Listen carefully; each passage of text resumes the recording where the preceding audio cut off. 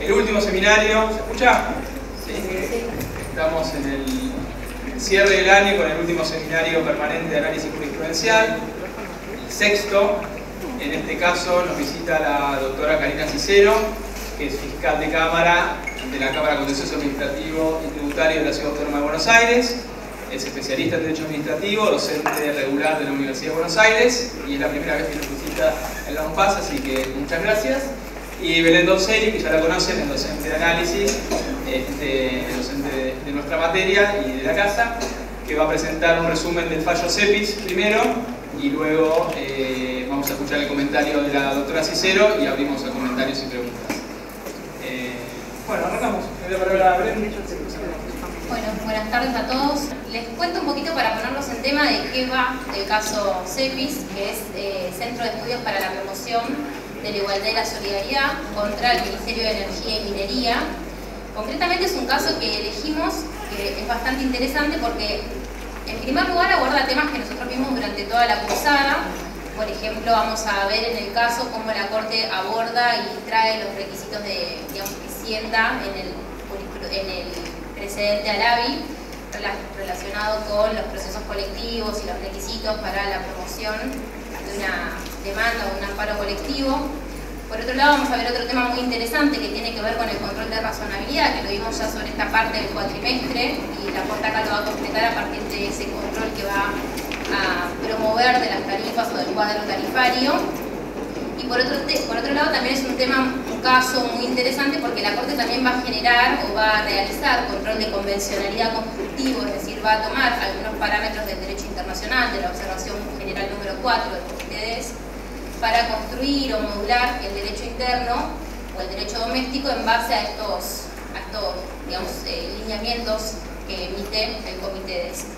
Así que por un lado eso del fallo, por otro lado es un tema de mucha actualidad. Si bien el caso es de 2016, es un caso que, digamos, que tiene sumo interés, y aparte es interesante, digamos, básicamente advertir como un tema que originariamente la Corte siempre lo trató como una cuestión política no justiciable, es decir, la Corte no se expedía sobre cuestiones tarifarias, sin embargo en este caso va a abordar la cuestión que se debate y va a inclusive, digamos, expedirse mucho más allá de lo que era la materia apelable, porque la apelación podía resolverse con determinar si el requisito de audiencia para la participación ciudadana era o no era obligatorio y por ende nulas las dos resoluciones del Ministerio. Sin embargo, la Corte va a ir un poquito más allá para ejercer control de razonabilidad y hablar un poquito de cómo las tarifas tienen que razonablemente ser fijadas a futuro.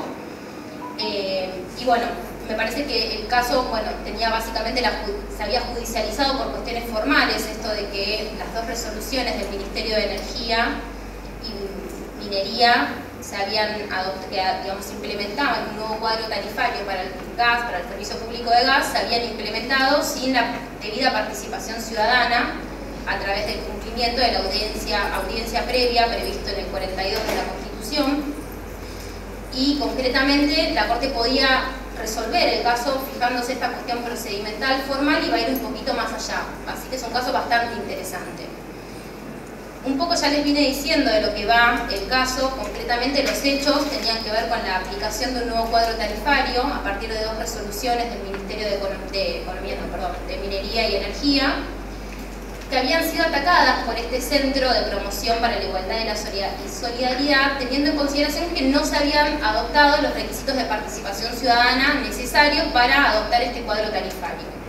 Es así que se promueve la acción de amparo. En primera instancia, la decisión del juez de primera instancia es bastante sorprendente, porque por un lado rechaza el amparo, pero por otro lado va a señalar que las resoluciones concretamente estaban viciadas porque no se había respetado este requisito previo que exige la Constitución, que es escuchar a los ciudadanos previo a tomar una decisión, digamos, respecto de las tarifas. Esto llega a la segunda instancia y la Cámara Federal de La Plata lo que hace concretamente es modificar parcialmente la resolución de la instancia de grado, hacer lugar al amparo, declarar la nulidad de ambas resoluciones, lo cual motiva el recurso extraordinario por parte del Estado Nacional. El recurso extraordinario es concedido, es admitido por la Corte Suprema de Justicia de la Nación, y la Corte Suprema hace mérito de dos cuestiones fundamentales. Primero dice que se trata de una cuestión federal simple, que esto también lo vimos en cuanto a los modos de acceder a la Corte, y dice, bueno, se adoptó una autoridad nacional adoptó una resolución y la justicia ha decidido en contra de su validez, con lo cual hay cuestión federal, en los términos del artículo 14 de la Ley 48. Y por otro lado, también la Corte va a decir, hay trascendencia institucional, o sea, es necesario que nosotros nos metamos en este tema, en este momento, para poder decidir digamos, la razonabilidad del caso. Es así que con estos dos fundamentos la Corte admite el recurso extraordinario y entonces empieza a abordar el fondo. El voto de CEPIS se compone concretamente de 3 votos, un voto de la mayoría y 2 votos, digamos, ampliaciones de fundamentos, uno del doctor Maqueda y otro del doctor Rosati. El voto de la mayoría concretamente va a decidir que las resoluciones, en realidad todos van a coincidir en que las resoluciones son nulas por no haberse cumplido el requisito previo de participación ciudadana, y lo que va a cambiar es, digamos, el alcance que cada uno le da al requisito de la audiencia, es decir, si la audiencia en sí misma era necesaria o podía garantizarse la participación ciudadana en forma posterior o de otra forma que no sea la audiencia.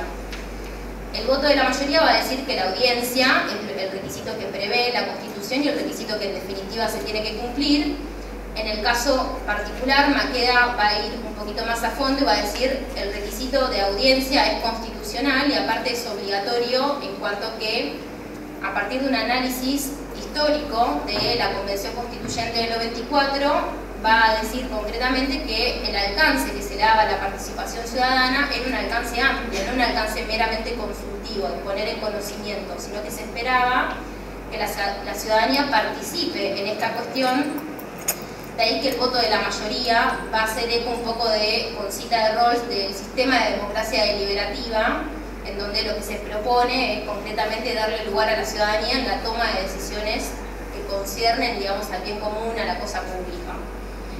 Es interesante porque en el voto de la mayoría, para lo cual también los otros 2 votos van a coincidir, se va a restringir el universo comprendido en la acción de amparo colectivo, es decir, le van a restringir el alcance de la sentencia de la Cámara, y lo que van a determinar a partir de analizar por los requisitos de ALABI, es decir, analizar si se trataba de un hecho único, susceptible de ocasionar un perjuicio a varios ciudadanos, concentrado en los efectos comunes, que pudiera vulnerar o no el acceso a justicia, van a determinar que el colectivo alcanzado por la decisión en el caso CEPIS iba a ser solamente el de los usuarios residenciales.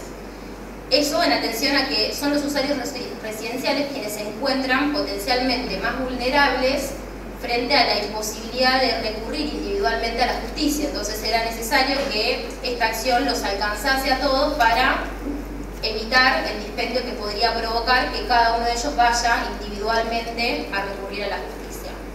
Entonces, un primer elemento que nos da el fallo es que se restringe el alcance colectivo. Una distinción que yo observé a partir de la lectura del voto, digamos, razonado del doctor Rosati, es que él lo que va a decir es, en realidad el derecho a la participación ciudadana se vulnera a todos, a los no residenciales, a los residenciales.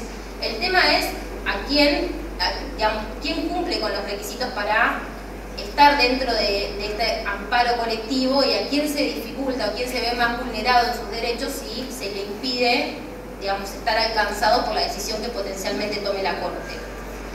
En ese caso es interesante porque Rosati va a decirlo con todas las letras en cuanto a que concretamente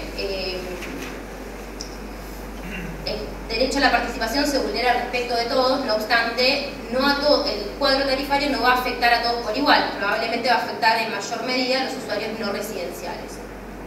Entonces, en este caso concreto, aparte de esto de delimitar el alcance, otro tema interesante que va a abordar la Corte es cuál es el contenido y el alcance que tiene que tener la audiencia. Me interesa que reparemos un segundito en esto porque con lo decidido hasta acá la Corte, digamos, podía tranquilamente dar por resuelta la cuestión. La cuestión era decidir si se había vulnerado o no el derecho de participación y ya la Corte había dicho que sí se había vulnerado el derecho de participación. La Corte profundiza y dice, bueno, ¿qué significa el derecho de participación? ¿Qué alcance le vamos a dar al derecho de participación contenido en la en el artículo 42 de la Constitución. Y ahí es donde la Corte va a introducir un concepto amplio de participación, porque va a decir, la participación implica información previa, información adecuada, veraz, es decir, no alcanza con que simplemente los usuarios estén al tanto del cuadro tarifario. Es necesario que ellos comprendan el cuadro tarifario, que tengan la oportunidad de deliberar dentro de un marco deliberativo, un espacio deliberativo, en este caso la audiencia, y no solo eso, sino que la autoridad administrativa deberá fundar, si, digamos, adoptar o tomar todas las críticas o todas las intervenciones que surjan a partir de ese espacio deliberativo, y en el caso de rechazarlas deberá hacerlo en forma fundada. Lo que dice la Corte en el voto mayoritario es que el alcance de la participación es sumamente amplio, porque no se espera de los ciudadanos que solamente participen y escuchen, sino que lo hagan en forma activa, y que la autoridad administrativa, para evitar que sea un puro ritualismo, de razones por las cuales puede tomar o no en consideración las cuestiones que surjan de este espacio de deliberación. Entonces, como un tema muy interesante, la Corte va a afirmar que el derecho de participación es un derecho operativo, es un derecho humano, operativo, que se tiene que hacer efectivo en forma inmediata, o sea, rige el principio de efectividad, y va a hablar también de un alcance amplio de este derecho de participación, con lo cual también nos va a dar una idea de cómo debería, o sea, no solo dice las resoluciones del Ministerio van a ser nulas porque no se respetó este derecho de participación, sino en lo sucesivo, cuando se quiera intentar plasmar un nuevo cuadro tarifario, eventualmente al convocar las audiencias tienen que tener este tipo de contenido o garantizarse hasta estos derechos, el alcance de este derecho. Otra cosa que la Corte va a hacer en este fallo, y es un poco lo que adelantaba al principio, es la Corte va a analizar bajo el tamiz de la razonabilidad cómo tiene que ser el cuadro tarifario a proponer. En ese sentido, el voto de la mayoría lo que va a proponer es que el tamiz de la razonabilidad va a implicar no solo la proporcionalidad en el aumento, sino también la gradualidad y la no confiscatoriedad. Es un poco, digamos, interesante que la Corte venga a hablarnos de no confiscatoriedad. En realidad, esto solo lo hace el voto de la mayoría, porque, por ejemplo, Rosati no va a hablar de no confiscatoriedad, sino que va a hablar de la capacidad de pago que tiene. O sea, es razonable una medida tarifaria en la medida en que se tomen en consideración la capacidad de pago, y ahí Rosati directamente lo va a ensamblar con el control de convencionalidad que había mencionado al principio, diciendo, bueno, si una cuestión técnica como es la política tarifaria alcanza un punto en donde afecta el ejercicio del derecho, puede transformarse en una cuestión judicial. ¿Por qué? Porque habrá ciudadanos que entonces, por no tener la capacidad de pago, queden sin acceso a ese servicio público. Entonces, bueno, la cuestión técnica puede transformarse en una cuestión judicial en la medida en que la medida que es técnica no sea razonable porque no respete la capacidad de pago de las personas. La verdad que es un tema bastante, digamos, es un fallo bastante completo en cuanto a cómo aborda los diferentes conceptos. Podemos concretamente decir que la Corte alcanzaba con que diga hasta cierto punto todo lo demás vino de más, pero no está de más, digamos, que lo haya fijado, por lo menos, digamos, es una sentencia de las que Sagüez menciona como sentencias legislativas, porque la Corte no se queda con exhortar a la administración a que dicte tal cuadro tarifario. Dice, bueno, el cuadro tarifario va a tener que ser de esta forma para respetar la razonabilidad y el servicio al acceso público como derecho humano fundamental, relacionándolo a partir de la observación 4 con el derecho a la vivienda.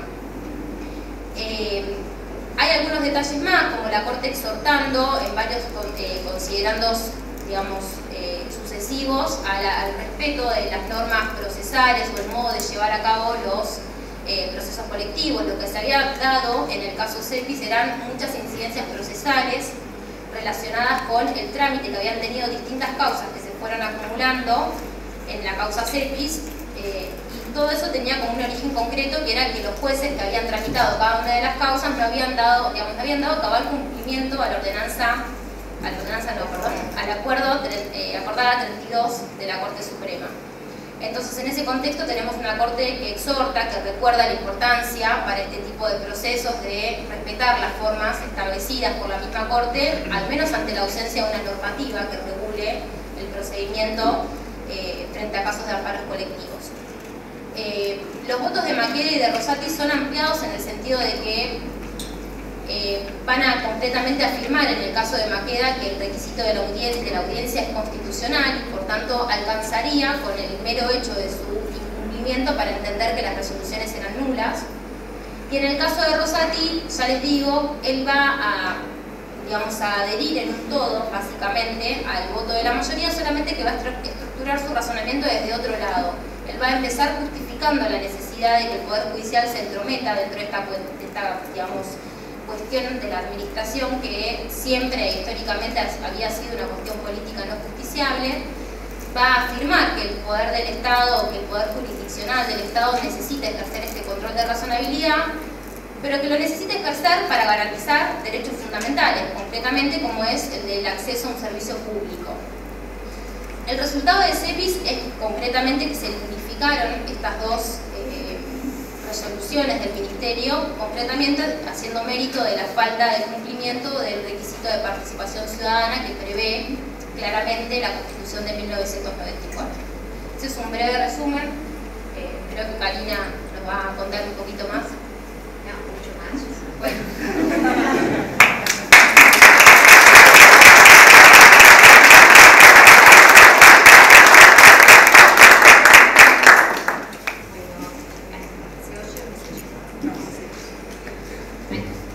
Primero lo que corresponde es agradecerles a ustedes por la invitación. Conocí la universidad y los estoy conociendo a ustedes, así que les agradezco mucho estar acá. Imagino que han tenido todos un día largo de trabajo, una semana dura, hoy es viernes, así que vamos a tratar de hacerlo lo más interesante posible. Los que están ahí tan atrás, si se quisieran correr un poquito más adelante, para mí es más fácil porque hacemos contacto visual y yo me doy cuenta si están muy aburridos, si se están durmiendo, o bueno. Si no, quédense ahí, pero no se duermen. Lo que Belén contó fantásticamente el fallo, hizo un relato muy ajustado de los votos, de las opiniones de la mayoría, del voto de Rosati, que es el nuevo juez de la Corte que votó en esta causa, de la adhesión de Maqueda, y planteó lo fundamental de este fallo. Ustedes acá están viendo cómo la Corte es un poder del Estado y es decididamente el poder que tiene más poder. Aunque parece que es el más débil, en fallos como este se pone de manifiesto siempre que tenga otros poderes que quieran cumplir sus sentencias, ¿no? Que en esto no siempre ocurre, pero en la medida que los demás poderes del Estado respeten como tal este valor de las decisiones de la Corte es el poder más poderoso dentro de nuestro esquema constitucional. Belén puso el dedo en la llaga cuando dijo muchas veces que la Corte se podría haber quedado solo en decir que este aumento tarifario es nulo. Y sin embargo escribió más, y mucho más, y mucho más. Y lo que yo vengo a poner acá en cuestión, porque si no se me van a dormir, es si todo eso de más que dijo la Corte, eso que los abogados decimos que dicen como obiter dictum, ¿no? Eso lo dicho al pasar. Como esto dicho al pasar, yo lo que les voy a plantear de una manera un poco provocadora, es si es susceptible de haber sido planteado en este caso, en este contexto, en esta materia, por un lado, y ya vamos a tratar de justificar un poco por qué digo esto, y por otro lado, si en todo esto que la Corte va más allá, ¿cuáles son los efectos que produce no quedarse con un nivel de análisis y avanzar un poquito más adelante? ¿Ustedes en sus casas tienen servicio de gas? ¿Gas natural? ¿Garrafa tiene alguien? ¿Quién tiene? ¿Y pueden levantar la mano? Más alta. 1, 2, 3, 4, 5, 6, 7. Bueno, lo que acá se discutía era el aumento de la tarifa de gas. Entonces un poco tenemos que entender cuál es el cuadro fáctico, de qué es de lo que estamos hablando, qué es un servicio público. Acá está en juego. Me imagino que ustedes o leyeron ya el fallo o lo van a leer. Aquí hay varias categorías que son importantes tener idea de qué estamos hablando. ¿Qué es un servicio público? ¿Qué es una tarifa de un servicio público? ¿Qué principios rigen a las tarifas de los servicios públicos? Porque esto es justamente los temas que se tratan. Y un punto muy importante en el que Belén se detuvo es cómo se fijan las tarifas de los servicios públicos y qué podemos hacer nosotros como usuarios de esos servicios públicos en ese procedimiento de determinación tarifaria. Lo que acá se estaba tratando entonces fue la revisión tarifaria del servicio de gas. El gas es un servicio público, es la definición. Yo hice mi tesis doctoral de servicios públicos. Lo primero que escribí ahí en la tesis era que dar una definición de servicio público era una tarea temeraria. Es temerario. ¿Por qué? Porque no hay ninguna decisión, digamos, no hay ninguna definición unívoca. Hay tantas definiciones como autores haya. Entonces, además hay un elemento importantísimo que tiene el servicio público, que es el factor de la innovación tecnológica. ¿Por qué? Porque hay veces que son servicios que la innovación tecnológica hace que cambien, que vayan mutando. Piensen en el teléfono. Acá hay gente que tiene mi edad. Esto me siento con ventaja porque todos mis alumnos de la UBA son todos jovencitos. Acá arriba algunos que más o menos son contemporáneos. ¿Se acuerdan de los teléfonos de Entel? Sí. Bueno, ¿se acuerdan, no? ¿Se acuerdan lo que era pedir el teléfono? Había uno por, no sé, la cuadra, eran 2 personas, iban todos a hablar por teléfono. No en mi época, ¿no? Claro que eso era ya en la época de mi mamá. Pero yo en mi casa no tuve teléfono, por ejemplo. Tuve teléfono cuando teníamos, creo que 17 años, una cosa así. Bueno, ahora...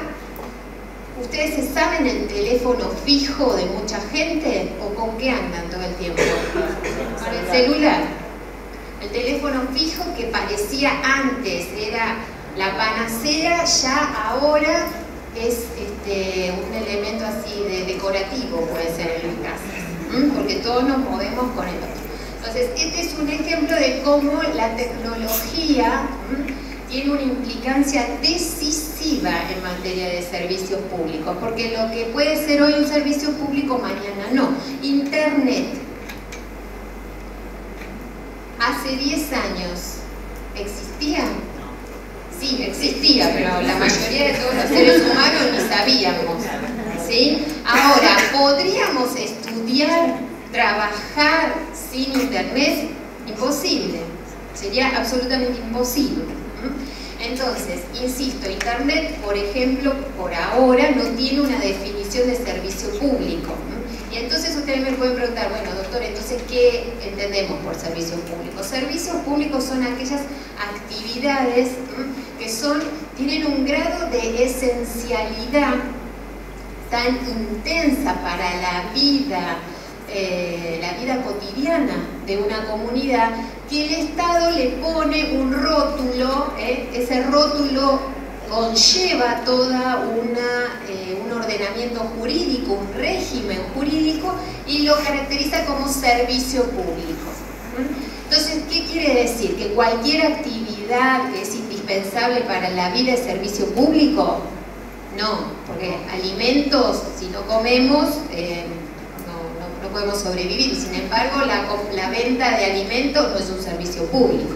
Entonces, ¿qué características va a tener? ¿Qué es lo que va a estar subyacente? Lo que está subyacente es que se trata de servicios que son esenciales para la vida diaria, a los cuales se les pone esta etiqueta de servicio público con una finalidad, que es asegurar que sean continuos, regulares, iguales para todos, que todos puedan acceder, que haya obligatoriedad para prestar ese servicio.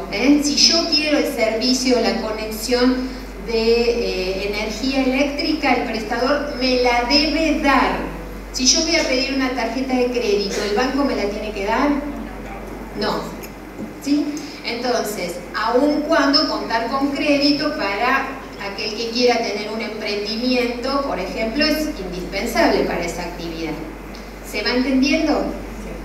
Entonces, Estos servicios tienen una particularidad, y esa particularidad es que se prestan a través de estructuras de redes, que pueden ser redes físicas como los gasoductos o las torres de alta tensión que vemos en la ruta cuando vamos, la central Abasto, cuando uno va para Mar del Plata, la ve siempre. Bueno, esas infraestructuras generan unos costos enormes, enormes.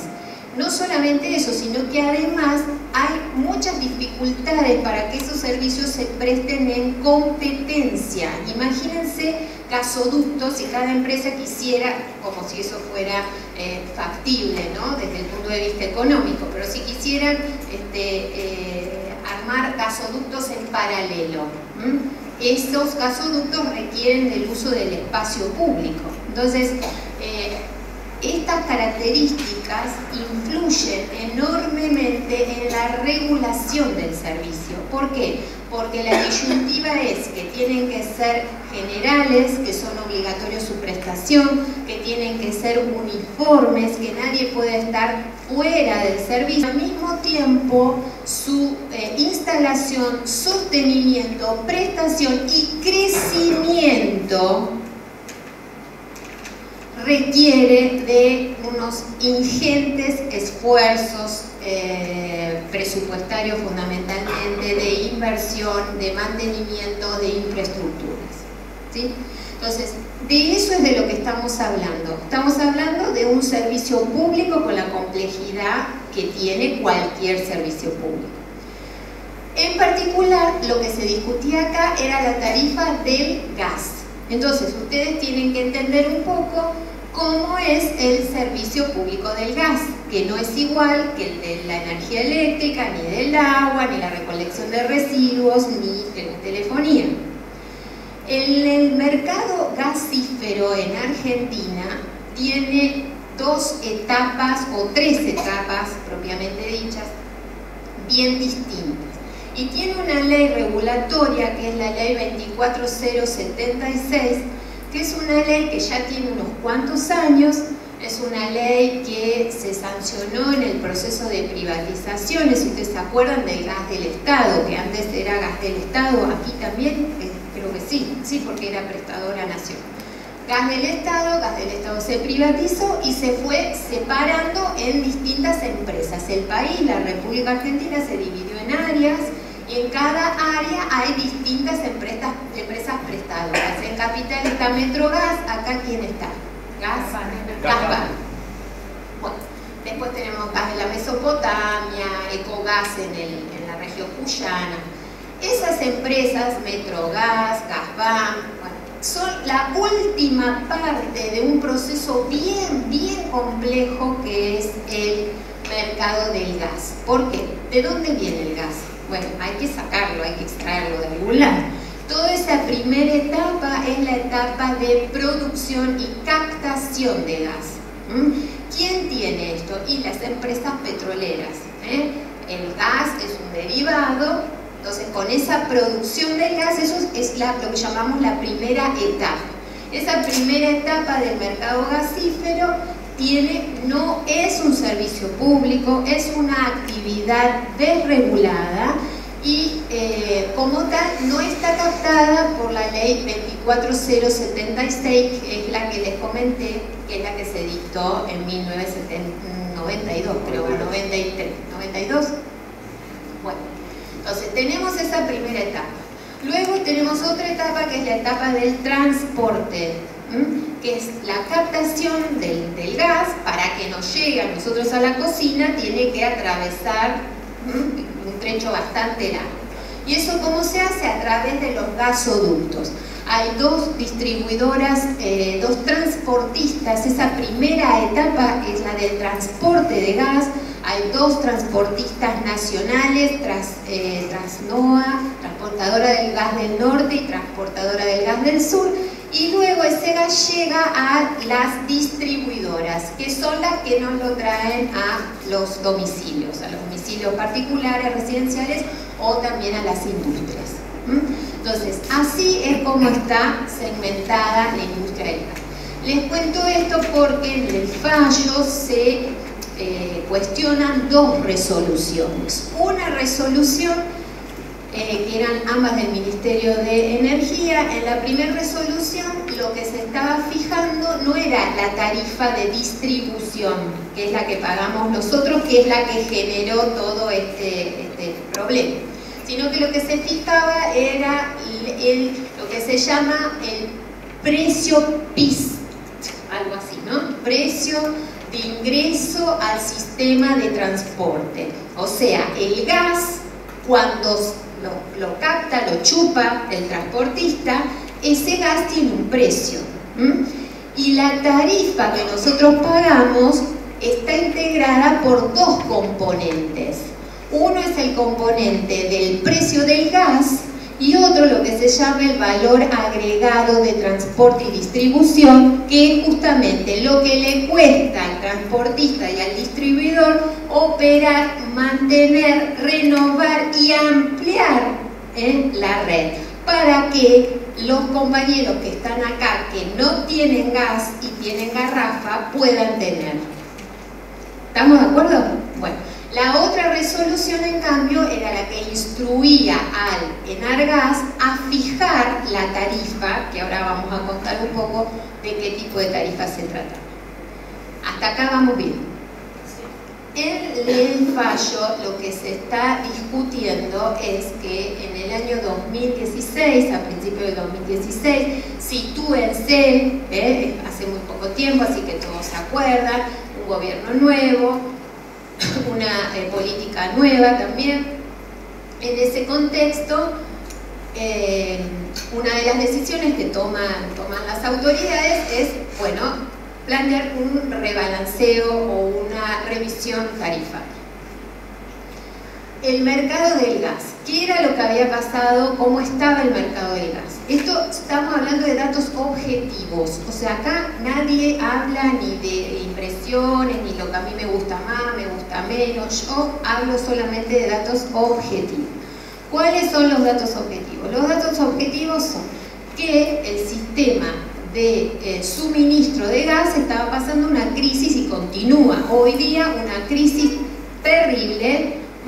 ¿Por qué? Porque la Argentina, por una serie de decisiones que tienen que ver con la emergencia y un montón de desaguisados, de un sistema en donde a partir del crecimiento de la exploración y explotación del gas, Argentina exportaba gas, tuvimos que pasar a un escenario de importación de gas.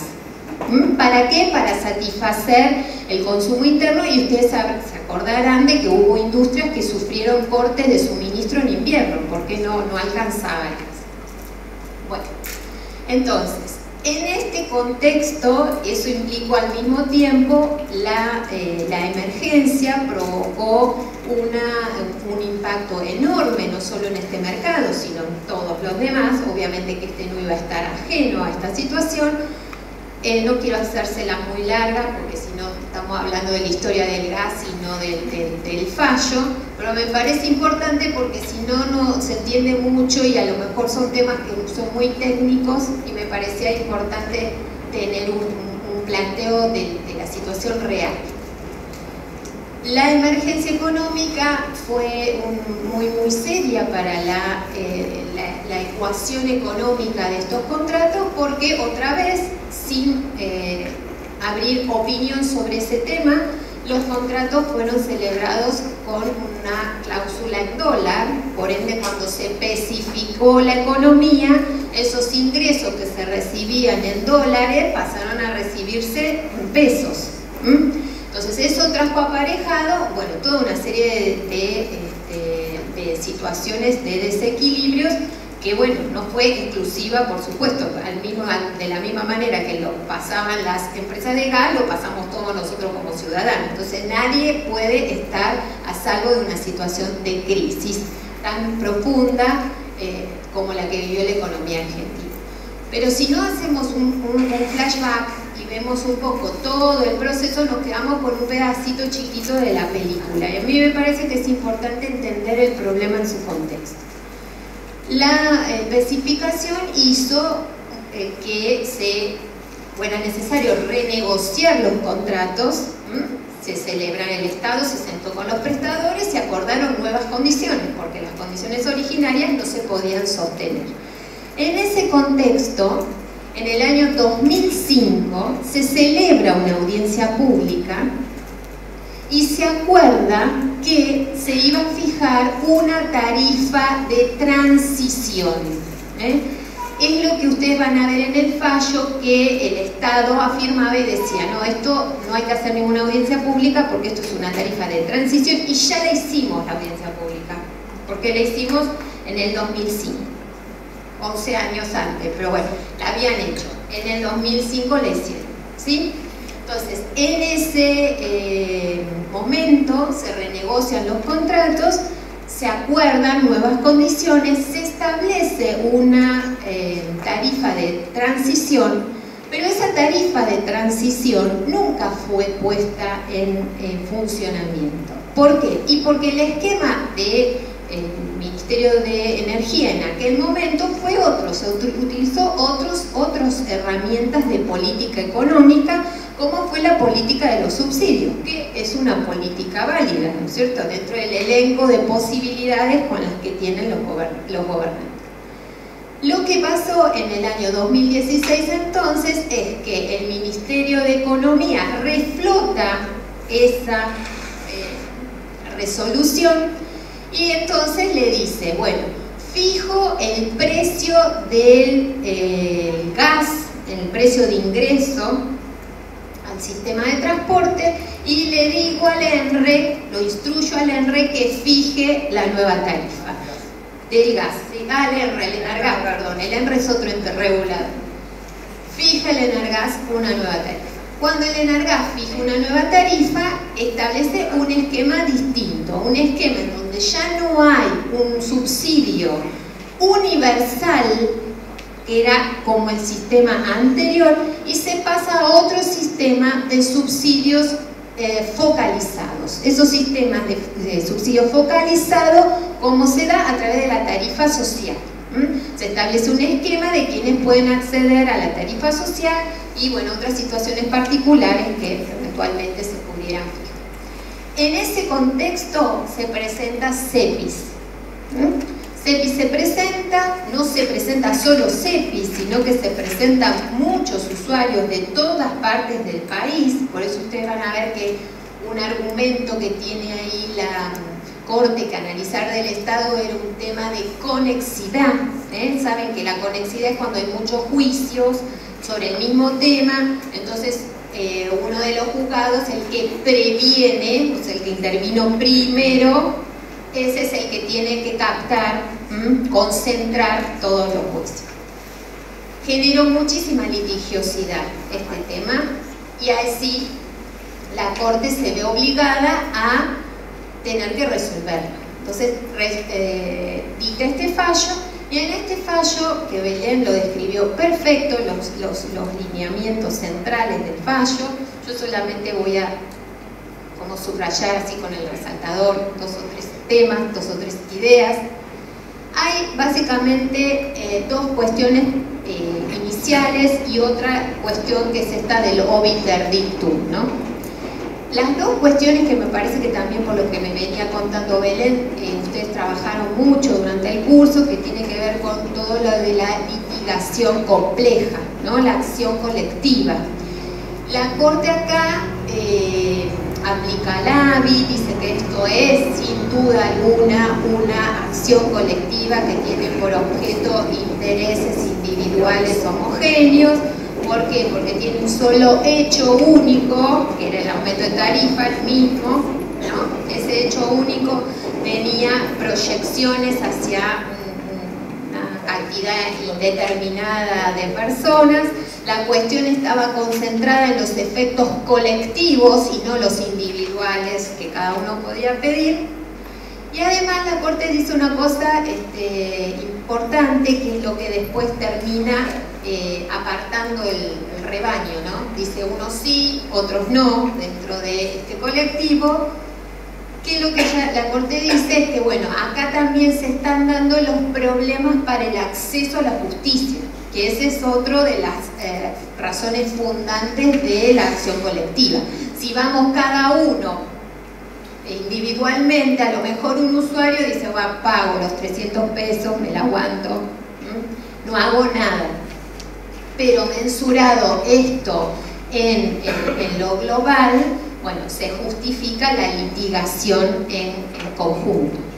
Pero bueno, hay en la última, respecto a esto, la cosa no es tan simple ni tan de paz y amor, porque la Corte en los últimos párrafos, unos cuantos párrafos, le dedica a bajarle línea a los jueces de primera instancia y a decirle que no registran la causa en el registro de acciones colectivas, que toda esta situación se fue de madre de alguna manera, y me parece muy bien porque la Corte está preocupada, ¿no?, por el desmanejo, que a veces no es no porque los jueces quieran hacerlo, sino porque son situaciones en las que no estamos acostumbrados, ¿no? Yo cada vez que tengo en la fiscalía una acción colectiva, la miro, o sea, no es lo mismo que la acción normal.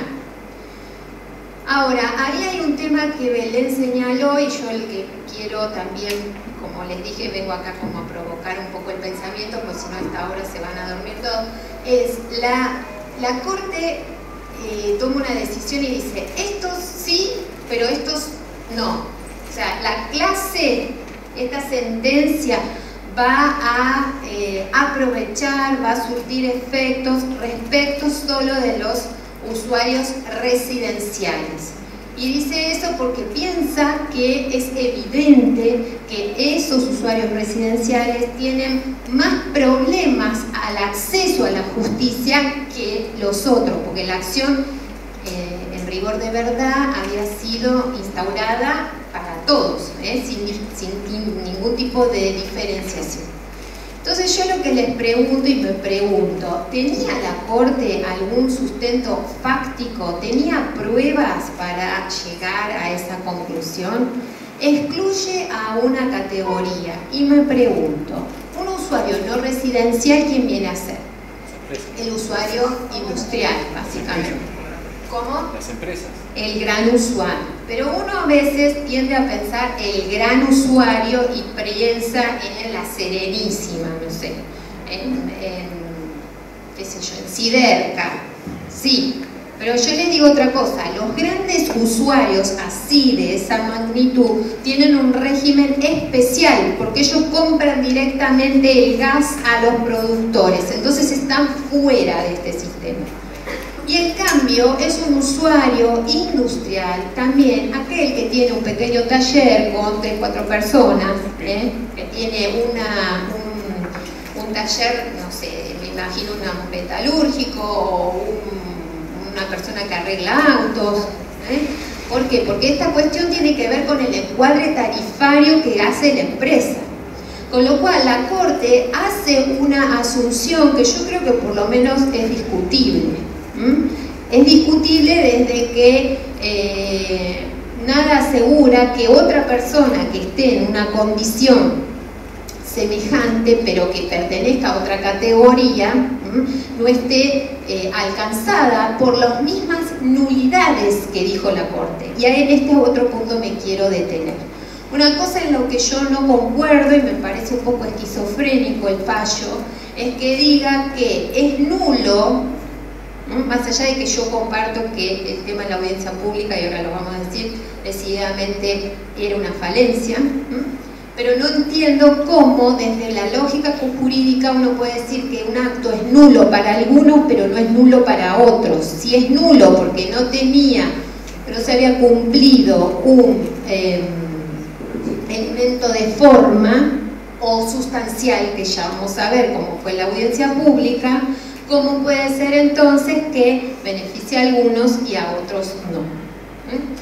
Así que ese es el primer punto en cuanto al tema de la acción colectiva. En definitiva, la acción colectiva fue instaurada en un amplio espectro, la Corte la tiene por configurada, separa las dos clases y les dice a los jueces, bueno, cuidado en los casos anteriores con este tipo de acciones. La otra cuestión que me quería detener un poco es lo neurálgico o el tema que la Corte sí tenía que tratar, sí o sí, que era esto del agravio. O sea, el agravio de Cepis, ¿cuál era? Bueno, no se hace audiencia pública, no se hizo una audiencia pública. ¿Y de dónde sacó Cepis que había que hacer la audiencia pública? Esa sería la primera pregunta que uno se tendría que hacer.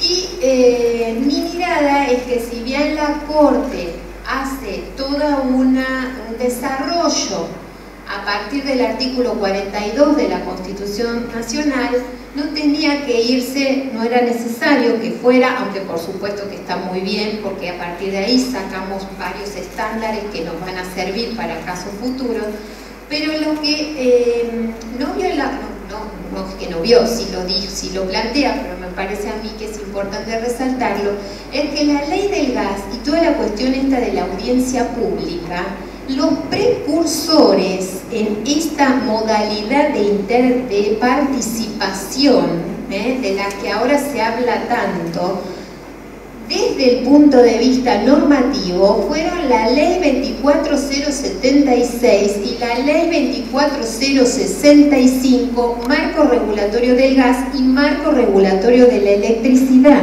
En Argentina se empezó a hablar de la audiencia pública a partir de estos dos marcos regulatorios, que son obras realmente de una complejidad y de un esquema, ¿no? Hicieron un diseño de un determinado sector económico, que está bueno porque uno ve cómo desde cero se construye algo, como fue en su momento la ley de medios, o como, digamos, normas que contemplan todo un régimen jurídico completo y especial. La ley del gas contempla la necesidad de hacer audiencias públicas, no solamente para la revisión tarifaria, que ahora les voy a decir cuáles son, sino en muchos otros supuestos. La audiencia pública cuando, por ejemplo, los gasoductos puedan traer problemas ambientales, o audiencia pública cuando se quiera hacer una nueva obra, audiencia pública cuando algún gran usuario quiera tener acceso, conexión, el mercado spot, que sabe el especialista, ¿sí? Entonces, insisto, está muy bien que la Corte busca en la Constitución y relevó los debates parlamentarios del artículo 42 y que quiere decir la necesaria participación, pero en la propia ley del gas lo establecía. ¿Qué es lo que me parece a mí muy importante de Cepis? Lo que creo que es muy importante de Cepis es que la Corte dice que el servicio público es un derecho, el acceso al servicio público es un derecho humano. Y eso es decididamente fundamental. Es fundamental, ¿por qué? Porque el servicio público lo que traduce es la posibilidad de acceder a un nivel mínimo de calidad de vida. Si yo no tengo agua, si yo no tengo servicio eléctrico, yo tengo una calidad de vida muy inferior a la que tienen mis conciudadanos, ¿sí? Entonces, la trascendencia de la declaración que se hace en Cepis no puede ser pasada por alto. La Corte, hay un montón de fallos que yo no los voy a aburrir, fallos viejos, Frida, Marúa, Fernández, un montón de fallos respecto de lo que son los servicios públicos, pero en ninguno ha dicho, como dijo aquí, que tiene este carácter de derecho humano y lo funda también en la observación 4, esta que Belén les comentaba, ¿no? En donde se plantea de cómo tiene que ser una vivienda, y una vivienda, ¿qué características tiene que tener? Bueno, tiene que tener acceso a determinadas. Entonces, desde esa perspectiva me parece que hay que aplaudirlo al fallo y hay que celebrar. Otra cuestión que me parece interesante, y en eso un poco discrepo con lo que dijo Belén, es si la audiencia pública sale de la Constitución, del artículo 42. Ustedes saben que el artículo 42 fue revolucionario, ¿no?, para los derechos de los usuarios y de los consumidores. Una norma de la Constitución que dice que las autoridades tienen que proteger los intereses económicos de los consumidores y usuarios. En realidad, la Constitución del 94 lo que vino a hacer es hacerse cargo de que muchas cosas no estaban bien, de que muchas cosas no se habían hecho bien tampoco. Entonces quiso reforzar y fortalecer el rol que tienen que tener los usuarios de los servicios públicos y estableció que las asociaciones de usuarios tienen que tener una participación, asegurar la participación de las asociaciones de usuarios en los entes de control. Entonces, cuando Belén les contaba lo que Maqueda hizo esta interpretación histórica de que se remontó a los antecedentes de los convencionales constituyentes y que era lo que habían debatido en la convención, en realidad la cuestión esta de si era consultiva o no consultiva, a lo que se estaba refiriendo no era tanto a la audiencia pública, sino a cómo tenían que participar las asociaciones en los entes reguladores de los servicios públicos. Si tenían que hacer una participación consultiva, que yo le pregunto y nada más, o una participación institucional. De todas maneras, lo que es interesante, importante, es que lo que la Corte deriva del artículo 42 es la necesidad de que los usuarios tenemos que ser oídos, no solo en la revisión tarifaria, sino en cualquier otra medida que tenga que ver con la, medidas de menor trascendencia, porque diariamente se toman un montón de decisiones, pero sí, por ejemplo, si se va a cambiar un sistema tarifario, sí, si se va a hacer una obra que a lo mejor altera el ecosistema de alguna localidad. Hubo una causa muy famosa que se llamó Josefian en el año 97, en donde se discutía justamente esto. Después de esa causa Josefian, que no es de la Corte, era de la Corte, ¿no? Josefian, o de la Cámara. Después otra Celadi, donde también se discutía si hay que hacer sí o sí audiencia pública. ¿Por qué? Porque eran momentos en donde no se cuestionaba de que había que tener alguna intervención o alguna instancia de intervención. La cuestión es que ahí ya lo que se dijo, no, bueno, audiencia pública o cualquier otra forma. Hay otras maneras, hay sistemas de documentos de consulta. Creativamente se pueden imaginar otras, no es solamente la audiencia. Lo que pasa que, otra vez les insisto, como en este marco regulatorio estaba prevista la audiencia, es lógico que se haya accionado para requerir ese modo de participación, ese modo de intervención. El tema que me parece que ahí, que yo lo celebro y creo que es muy saludable, es porque durante años ustedes van a ver que ahí la Corte dice, bueno, este caso, y acá hay que hacer audiencia pública, y este caso no es igual que otro caso que menciona que se llama Saldano. Y yo no sé si era tan diferente, para serles franco. Me parece que ahí la Corte tendría que haber justificado un poco más, porque en aquel caso dijo que no y en este caso dijo que sí. Lo cierto es que en cualquier caso yo lo celebro y me parece bárbaro que se haya vuelto a una lógica que es una lógica que fomenta y favorece la transparencia en las decisiones públicas. Digo que lo celebro porque hubo, y eso tampoco forma parte de la realidad a la que me estaba refiriendo antes, hubieron 4 o 5 precedentes en donde se suspendieron audiencias públicas, a veces o directamente se denegaron el pedido de celebración de audiencias públicas, tanto por pedido de uniones de usuarios y consumidores como por las propias distribuidoras o transportistas. Así que bueno, se ve que esto es una etapa cerrada y me alegro mucho. Así lo saco de la productiva.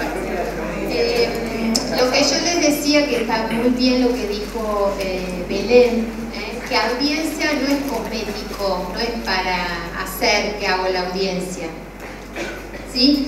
Sino que la audiencia implica un paso anterior, que es el acceso a la información. Para poder opinar tengo que saber, para poder saber tengo que acceder a todos esos documentos que van a formar base de la revisión tarifaria. Entonces, como que la secuencia virtuosa sería informarse, participar y después decidir, y que decida la autoridad en base a una motivación adecuada. Ustedes no hicieron derecho administrativo, que es mi materia, pero bueno, ya la van a hacer, que un elemento fundamental que hace que los actos de las autoridades no sean nulas es que estén debidamente fundamentadas, debidamente motivadas. Y el último punto, y ahí ya cerramos, los libero, es este tema que dice que Belén les señalaba y les insistía, en donde la Corte fue más allá. ¿Por qué? Y porque claramente, si yo digo que acá esto es nulo porque no se hizo audiencia pública, se terminó el caso, no hay necesidad de decir más nada, ¿sí? Y sin embargo, la Corte se siente convocada a tener que explayarse sobre temas que tienen que ver con la determinación tarifaria. Yo la otra cuestión que les quería decir era que la tarifa del gas tiene dos sistemas de ajuste. Uno es un ajuste que se llama estacional. El ajuste estacional se hace cada 6 meses. Se hacía, a ver, aclaro todo esto porque yo cuento el esquema de la ley 24076. El ajuste estacional se hacía cada 6 meses. ¿Por qué? Y porque en función de cuánto subía o bajaba el precio del gas en boca de pozo. La revisión tarifaria en sentido estricto se hace cada 5 años. Se hacía cada 5 años y en función de todo un sistema de fijación de componente X, Y, que no vamos a entrar en eso porque es una cuestión muy técnica. Pero insisto con esto que no es una pavada armar la tarifa de gas. Y hay una variable enorme que la visión solo del jurista a veces es como chiquitita, ¿no? Es como en función de cómo uno mira, si mira así o va ampliando la mirada. Y con esto termino. A mí lo que me parece de la Corte, cuando la Corte empieza a decir cómo tiene que ser la determinación tarifaria,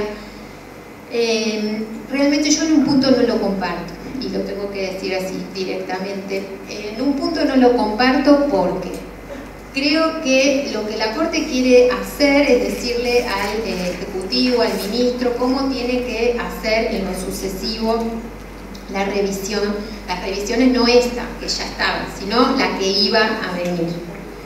Y ahí la Corte, en materia tarifaria, siempre hay un criterio de control y tiene que existir. Lo que la Corte y los jueces siempre están convocados es a resolver la razonabilidad de las tarifas. Hay un concepto, que es nuestro concepto jurídico, que se maneja en nuestra jurisprudencia, que es el de la tarifa justa y razonable. Nadie sabe muy bien qué es la tarifa justa y razonable, pero sí es un estándar de control. La tarifa justa y razonable. Ese estándar, entonces, la cuestión tarifaria no fue una cuestión política no justiciable, pero sí es cierto que la Corte siempre tuvo una idea de deferencia hacia el poder administrativo, al administrador. ¿Por qué? Y porque se hace cargo de que no es soplar y hacer botellas, de hacer una determinación tarifaria, y porque en su determinación hay que tener en cuenta un aspecto, y termino con esto y después lo conversamos, que es el que yo creo que acá la Corte no sé si tuvo tan presente. El servicio público existe para, por, según y sin los usuarios. Los usuarios son el corazón del servicio público y no hay un régimen de servicio público que pueda sustentarse constitucionalmente si se aparta del interés económico del usuario. Pero el problema aquí, y esto es en lo que yo creo que la Corte no miró, es que la noción de usuario no es solo el usuario de hoy, sino es el usuario que quiere acceder al servicio, el usuario potencial, el usuario que está aquí, que no tiene gas y que entonces tiene que ir a comprar la garrafa que sale 3 veces más que el consumo mensual del tendido gasífero. Entonces, ese factor también tiene que ser ponderado.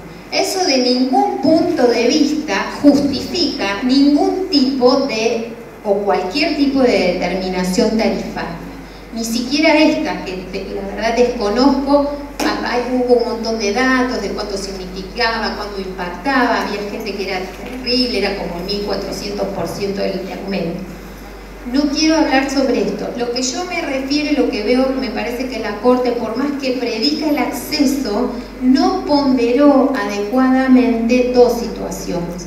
Una, que la política del subsidio estaba contemplada en la Ley 24076.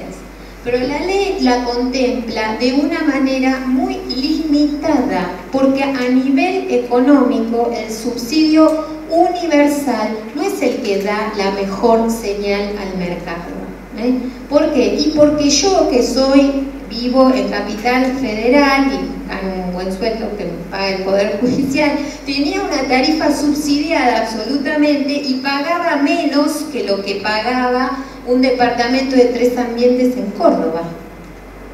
Entonces, el sistema de subsidios es una herramienta política, y es válida como tal, es válida. El problema es que qué consecuencias, digamos, trae un sistema y otro. Y otro punto de partida también es ver si queríamos volver o no al esquema original que tenía la ley. Podríamos cambiarlo, por supuesto, se puede cambiar el sistema de la ley 24076. Pero por ahora ese es el esquema que estaba vigente. No se puede vivir siempre en la emergencia. La ley de emergencia todavía se renovó la emergencia, entonces se dan cuenta que eso es una situación que no puede sostenerse. Así que solo esto, ya bastante, me parece demasiado, no sé, me fue saliendo porque me gusta el tema. Y bueno, lo que quieran, si puedo, ¿no? Se anuló. Lo que hizo la Corte también, que me parece un poco raro, pero bueno, es que dijo, todo esto es nulo, este sistema es nulo, las dos resoluciones son nulas para ellos, para estos no, estos otros no se sabe si tenían que ir a litigar aparte, bueno, para estos es nula, pero ojo, esto es nulo, pero no es nulo la tarifa social, porque cuando hablábamos de esto, los tipos de subsidio, la tarifa social es otra modalidad de subsidio, pero es un subsidio focalizado, o sea, es un subsidio para el que entra en ese grupo, ¿sí? Pero no se aplicó, no se aplicó la tarifa para los residenciales, no, a lo mejor vos lo que sabés es que lo que ocurrió es que luego sí se llamó audiencia pública, se hizo la audiencia pública, participaron, creo que duró 3 días la audiencia pública, y luego se aplicó un nuevo esquema tarifario. Hay un punto que yo no hablé nada, pero bueno, va a surgir, que es el tema del gradualismo, ¿no? Que la Corte dice, o sea, yo estoy muy de acuerdo en muchas cosas, o sea, esto de que otra vez insisto en que el servicio existe por el usuario, por supuesto que no puede ser, no es un dato menor que la gente pueda o no pagar la tarifa de gas, no es como que da lo mismo, porque si la gente no la puede pagar, entonces, digamos, ¿cuál es el sentido? Lo que yo no estoy muy de acuerdo o muy convencida, no sé, tal vez lo tengo que pensar un poco más, es la teoría esta del gradualismo. O sea, el gradualismo es una palabra moderna, o sea, el gradualismo nunca existió como parámetro dentro de la determinación tarifaria. La Corte, Rosati lo toma, dice, como un justificativo que me parece que es razonable, en el sentido de que lo que acá pasó es que fueron 10 años que las tarifas estuvieron congeladas. Entonces, frente a 10 años de tarifa congelada con una inflación que no sé cuánto bueno, ¿cuánto fue el año pasado? 25, ¿no es cierto? Entonces, 40, bueno, era 40 y bueno, sumemos, no importa, 10 años por lo menos nos daba bastante alto, ¿no? Entonces, bueno, es una situación que era difícil de maniobrar. Yo creo que la podrían haber maniobrado mejor, ¿no? En eso creo que estamos todos de acuerdo. Pero bueno, yo dudo un poco, a mí me da un poco de miedo los jueces que quieren ser también ingenieros, economistas. Eso yo les tengo un poco de miedo, ¿eh? No, porque también al mismo tiempo me parece que tampoco se pueden escudar que como es una cuestión técnica es no justiciable. No, eso tampoco, porque para eso tienen especialistas que los pueden orientar y que los pueden asesorar. Pero no sé, a mí mucho esto de establecer criterios en una materia tan delicada, ex ante, ¿no? Como esto de estar diciendo, bueno, hacelo así, en vez de hacer un análisis de razonabilidad que es necesario hacer, ¿no? De la medida una vez que ha sido adoptada.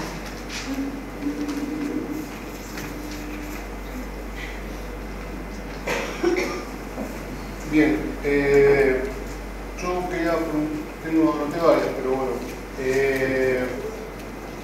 Con relación a las audiencias públicas planteadas en la ley 24076 y la 24065, ¿qué relación tienen con las audiencias públicas que se presentan en los marcos de litigiosidad que se presentan en la Corte, sobre todo a lo que apunta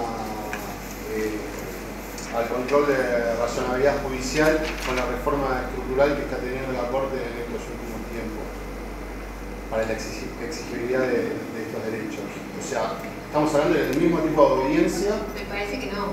Una cosa son las audiencias públicas que se hacen en el seno del Poder Ejecutivo, ¿no? Las organizan generalmente son los entes reguladores de los servicios públicos o la autoridad de aplicación, el Ministerio de Economía, generalmente. Lo que hace la Corte, creo que vos te estarás refiriendo a eso, son las en internet, todas las cosas para que uno pueda. La tecnología te facilita un poco el acceso, pero eso es un tema que es muy importante, muy decisivo, porque si no sabes sobre qué materia que puedes opinar, si no tenés la información.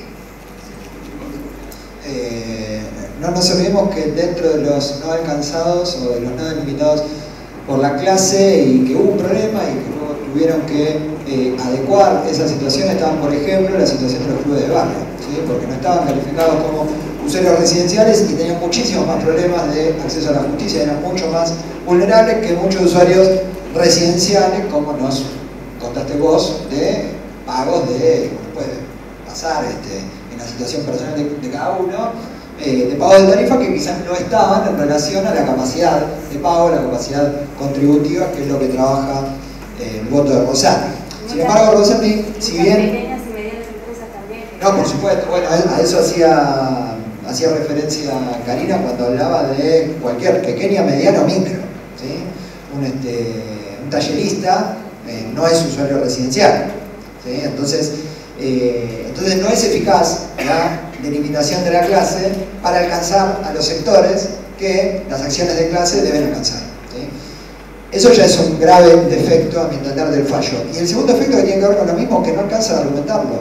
O sea, no hay en todos los votos, hay solo un párrafo, ¿sí? Menor para decir esto de modo dogmático, o sea, sin ningún esfuerzo argumentativo. A mí me parece que también que la Corte, al menos en los votos mayoritarios de Lorenzetti y Hayton, ¿no? Deja claro algo que no es, que la audiencia pública es un requisito constitucional, eso no lo es. Sí, el derecho a participar y el derecho a informarse, pero que puede ser cumplido por otros medios. El que sí lo trabaja más y el que lo deja sentado y radicado en el artículo 42 de la Constitución como exigencia, la audiencia pública como exigencia del 42, es Rosati por los principios que la audiencia pública garantiza, que son información, deliberación y rendición de cuentas del funcionario que toma la decisión hacia los argumentos que se distribuyen en la deliberación colectiva que garantiza la audiencia pública. Pero punto más problemático me parece, y creo que ese sí es un grave defecto del fallo, primero porque no analizó un hecho determinante para mí y que sí está, y que me llamó la atención porque es una cuestión de hecho importantísima, que solamente lo encontré en el dictamen de la Procuración General. Y que la tarifa que se compone, como bien nos explicaba Karina, del precio del gas en el punto de ingreso al sistema de transporte, más la tarifa de transporte, más la tarifa de distribución, ese precio del gas, ¿sí?, que remunera, retribuye las actividades de producción y captación, son el 70% de la tarifa total. Y ese precio es totalmente trasladable, ¿sí? Es decir, no hay algo determinante, que es que el usuario lo que más paga de este sector que supuestamente es desregulado y sobre el cual no tendría control alguno. Porque la tarifa son por las segmentaciones del transporte y la distribución, no alcanzaría la producción, pero es lo que más remunera, o es lo que más paga en su boleta el usuario. Y ahí me parece malo el fallo, es que esto dejaría de estar considerado cuando, según el mismo fallo, las condiciones de mercado se recausen y demás, y vuelve a ser una actividad desregulada la producción y captación. Entonces ya ahí no habría derecho a revisar ese precio o derecho al usuario a interferir en el mercado en el que se acuerde el valor de ese producto.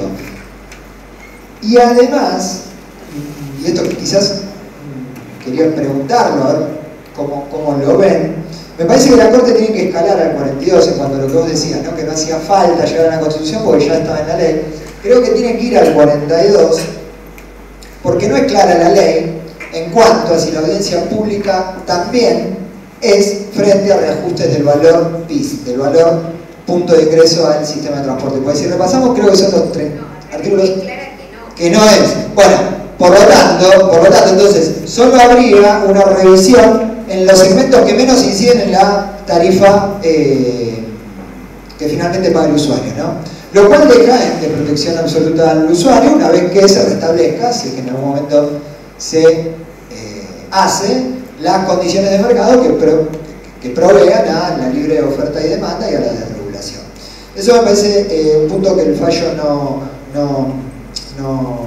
no trata bien y que deja desprotegido al usuario. En definitiva, me parece un fallo o una victoria pírrica, ¿no? Lo veo como algo sí que nos gustó en su momento, pero cuando uno le empieza a sacar la cáscara, le empieza a ver los hilos. Entonces, no llega la delimitación de la clase al sector que debiera llegar. Deja el 70% de la tarifa fuera de incidencia de los usuarios y del control mediante audiencia pública. Y además tampoco me garantiza que la audiencia pública sea un requisito constitucional. Por lo tanto, puede haber otras formas, quizás menos intensas, de control o de liberación o de información que puedan más o menos adecuarse a este derecho de participación que garantiza el 42. Así que bueno, me parece un fallo que no responde adecuadamente a las necesidades o a la garantía que está en la Constitución acerca de los derechos de consumidores y usuarios. Bueno, yo le respondo a Gonzalo con una pregunta para Karina, que es ¿en qué medida crees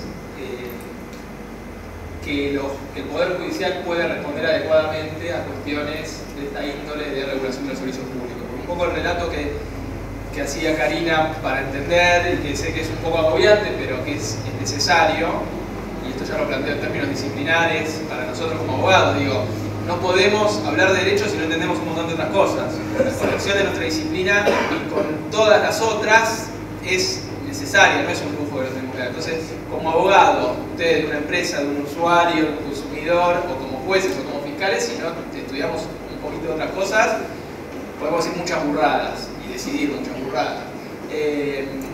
Pero en algún punto este recorrido histórico que hacía Karina daba cuenta de dos paradigmas distintos, de dos decisiones de macropolítica, de algún punto diría, de política económica muy general, que son un modelo que en los 90 fue de privatizaciones, en el que, digamos, si uno lee la ley británica de electricidad o de gas, son exactamente iguales que la 24065 y la 24076, exacta, calco, y que se replicó en toda América Latina, digamos, se tradujo, pero el modelo es el mismo. Y el otro paradigma no tuvo un correlato de institucionalización normativa, y eso también seguramente fue un problema, porque se aplicó un modelo totalmente distinto, con una intervención del Estado mucho más fuerte, con la estatización de gran parte del paquete accionario de YPF, introduce un actor en la producción de hidrocarburos que es mayúsculo, ¿no? Y que el Estado puede intervenir de distintas maneras, ¿no? Regulando solo empresas privadas o de manera activa con empresas que intervienen en los distintos puntos de la actividad. Pero son dos paradigmas diferentes, y después los jueces encuentran un caso como este en el medio de un cambio de paradigma, con normas viejísimas que respondían a otro, con un cambio pero que no se sabe hacia dónde se va. Y la pregunta es, en definitiva, ¿no?, de si deben o no, en términos constitucionales, sino en términos más pragmáticos, si nos va a quedar siempre la sensación, como decía Gonzalo, de casos como estos, victorias pírricas o de decisiones judiciales que después terminan ganadas porque responde a otra política, ¿no? Es decir, bueno, defino, el Congreso define, o el Ejecutivo define un paradigma de servicio público, y eso no hay mucho marco de discusión judicial. Sí, no me parece, a ver, son como que muchas cosas. El tema de los servicios públicos, a mí siempre me gustó, me parece fascinante. Muchas veces uno hace terapia, ¿no?, de por qué le gustan los temas. A mí siempre me gustó porque me parece que concentra todas las problemáticas, todas juntas, del derecho administrativo. Entonces está esa cuestión tensional entre la potestad pública y la garantía individual, la cuestión de las posibilidades, la cuestión de las limitaciones, y en este caso, limitaciones que en este punto son limitaciones de una índole económica. No me voy a aburrir, pero la Argentina es la historia de los servicios públicos. Ahora estamos viendo, porque bueno, hay un gobierno nuevo hace muy poco tiempo, entonces es como y pareciera que coincido con Federico, o sea, todavía no se sabe muy bien, ¿no?, cuál es el nuevo modelo y en cuánto se va a volver o no se va a volver a ese esquema anterior. En cuanto a lo que le cabe hacer a los jueces, yo en un punto discrepo. O sea, yo creo que la definición, y me parece que la Corte lo plantea, aunque después no sé si lo hace, ¿no? Pero la Corte dice, bueno, establece, acá hay tres poderes y cada uno de los tres poderes tienen tres funciones distintas. Y la función del legislativo es el diseño de la política reguladora, de la política energética. Y ese diseño estructural es del poder legislativo. Entonces, insisto, me parece que ahí están nuestros representantes y nosotros votamos eso, y bueno, ellos son los que tienen que tener la definición de si sostenemos el marco de la ley 24076 o quedó derogado, porque también esto fue durante muchos años una indefinición, o sea, no se sabía si eso seguía vigente o es otro modelo. Yo no quiero entrar en eso, porque me parece que no les interesa a ustedes lo que yo puedo pensar de si es mejor un modelo, otro modelo. Me parece que no estamos acá para eso. Lo que yo creo desde la perspectiva de los jueces es, insisto, no creo que sea una victoria a lo pírrico. Yo me acuerdo de, en este caso tal vez sí, porque es medio inconsistente en ese punto, y bueno, por eso me parece a mí importante señalarlo, ¿no? Yo no lo veo mucho, porque si un acto es nulo, es nulo. O sea, si es nulo y es nulo por un vicio procedimental como el que era acá, no puede ser nulo para unos y no nulo para otros, ¿no? Entonces me parece que la Corte le dio un poco de miedo, sabía que estaba igualando situaciones que no eran iguales, le bajó línea a los jueces de las instancias anteriores porque no delimitaron bien la clase, pero ella tampoco la delimitó bien y no me parece que tomó los recaudos que debió haber tomado como para hacer una delimitación adecuada.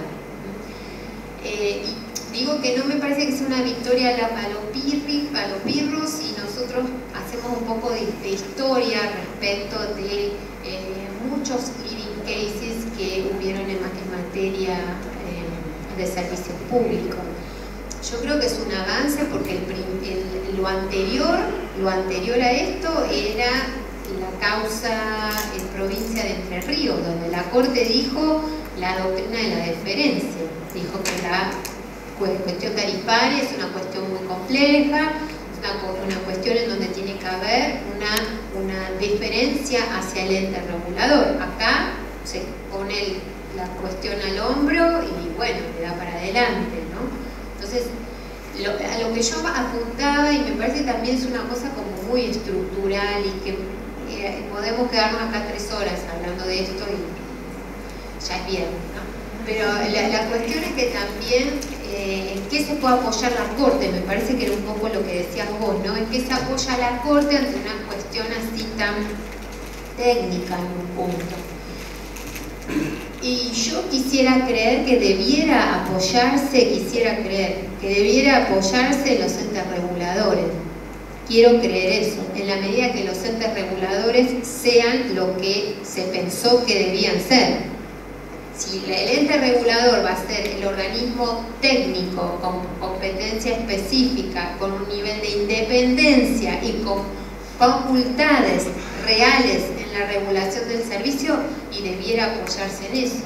O sea, yo más allá de la opinión que a uno le guste más, le guste menos, tengo un esquema más proestatista o pro mercado, no sé, yo digo siempre, yo no soy ni pro Estado ni pro mercado, yo soy pro usuario, no soy pro de uno. Entonces me fijo cuál de los sistemas o el amalgama, porque también eso me parece siempre esas visiones de que o se es de una cosa o se es de lo otro. Me parece que en la amalgama a lo mejor se puede encontrar una fórmula superadora. Bueno, yo creo que debiera uno apoyarse en los entes reguladores. O sea, la cosa es muy, muy densa, ¿no? Yo siempre, creo que lo había escrito en la tesis, ¿no? Que los injertos no siempre prenden bien. En Argentina lo que pasó con la cuestión de las privatizaciones y la regulación fue eso, que muchas veces se tomaron esquemas que eran fabulosos en sus países de origen, andaban bárbaros, pero bueno, el factor nacional y la idiosincrasia nacional no se consideró, entonces el injerto a veces no prende. Pero yo rescato y creo que hay que rescatar ciertos modelos cuando funcionan, porque en definitiva, si yo lo que digo es que lo que me interesa es el usuario, entonces lo que yo tengo que pensar es que tiene que ser un sistema sostenible y un sistema que pueda crecer. Un sistema en donde el usuario pueda pagar la tarifa, pero al mismo tiempo pueda prolongarse el servicio, puedan acceder al servicio a aquellos que no lo están hoy, porque además el costo de los que están afuera es mucho más alto. Así que no sé, o sea, yo tampoco coincido ni comparto con esto de que, bueno, como es una cuestión compleja, tienen siempre razón, la autoridad tiene siempre razón. No. Voy a reformular la pregunta porque hay una parte incompleta. A ver si se entiende lo que quiero decir. Del relato que hizo Karina de la historia, al menos de los 90 para acá, de los servicios públicos, da cuenta de vaivenes normativos no siempre plasmados. Vos en algún momento dijiste los jueces o la Corte Suprema termina siendo el poder del Estado que más poder tiene. Y al menos, y ya vamos terminando porque uno se quiere ir, te cierro con esta pregunta, para una cuestión como esta, uno, al menos yo en mi esquema tiendo a pensar que si tenemos un marco normativo que se aplica, tiene sentido la intervención del Poder Judicial en el marco de ciertas reglas más o menos claras y donde todos los actores las cumplen. De la historia que vos describiste, no surge eso que se haya dado en los hechos. Entonces la Corte interviene en un caso como este sin reglas claras, sin marco normativo claro, sí el constitucional, digo, es demasiado vago. Esta es una opinión y te pregunto a ver si coincidís o no. Me parece que no es lo mismo la intervención de la Corte en materia de servicios públicos cuando vos tenés décadas de aplicación de un régimen jurídico de manera coherente y los actores actuando digamos, si hubiéramos tenido durante cada 5 años, audiencias públicas, revisiones tarifarias, intervención de organismos de defensa del usuario y consumidor, entes reguladores normalizados, la participación de los usuarios en los entes reguladores, entonces la Corte tiene un marco normativo determinado que se cumplió durante mucho tiempo y una ley que le dice, bueno, si interviene hasta aquí o acá, o se tienen que cumplir ciertos requisitos y los jueces lo chequean o no. Cuando tenemos todo el caos de crisis, de cambio de paradigma tan grande y tan general, digo, ¿con qué criterio puede la Corte intervenir en este caos? ¿Me explico? Sí, pero te voy a contestar con algo que no te va a gustar. Los jueces conocen el derecho, eso es el paradigma número 1. Entonces, yo lo que creo es que la Corte tenía que resolver con los agravios de las partes y con las partes le llevan. Y la Corte resuelve, o sea, me parece que el tema de la Corte, o lo que se traduce del fallo, me parece que la Corte no es que su problema era que no sabía cuál era el esquema que tenía que aplicar. A mí me parece que el problema es que no hubiera esquema, o sea, el problema es que tanta ida y vuelta y cambio y renegociación y congelo y después especifico y después hago el cargo para financiar la infraestructura y después, entonces evidentemente esta es una situación que no puede normalizarse, o sea, no podemos vivir como normal eso que es anormal, porque esa anormalidad, hay una frase muy célebre, ahora no me acuerdo del economista, ¿quién era que dice que no había almuerzo gratis? Hayek era, Hayek decía esto, ¿y qué quiere decir? Bueno, las cosas traen consecuencias, nosotros no podemos vivir en la anormalidad. Entonces, ojalá que esto sea el punto de partida hacia algo superador, porque otra vez, plantear que esto era todo fantástico es una mentira. Pero, porque digamos, no era ni todo fantástico en la etapa de la privatización, no era todo fantástico, en la otra etapa tampoco era todo fantástico porque no había gas. Entonces, algo distinto me parece que hay que hacer. La Corte toma un camino, y me parece que era el camino que a lo mejor estaba en una coyuntura en donde tuvo 10 años de retraso tarifario. Entonces, es lo que dice Federico, ante una situación que en un punto era caótica, porque sí, claro, tiene razón, y las señales que le damos a los operadores son señales contradictorias. Entonces, yo creo que sí, que es la situación de la Corte es compleja, pero insisto, me parece que en esto, bueno, es su rol institucional, ¿no? Es su rol institucional. Y en cuanto a si es el poder más poderoso o no, yo creo decididamente que es el poder más poderoso. No me cabe ninguna duda, aunque parezca el más, aunque digamos lo disimule, sin duda es el más poderoso. Si no, pregunten lo que pasó con la audiencia ahora del mundo del conurbano, no es que arreglaron y no hay ninguna audiencia. Bueno, hay que ir leyendo entre líneas.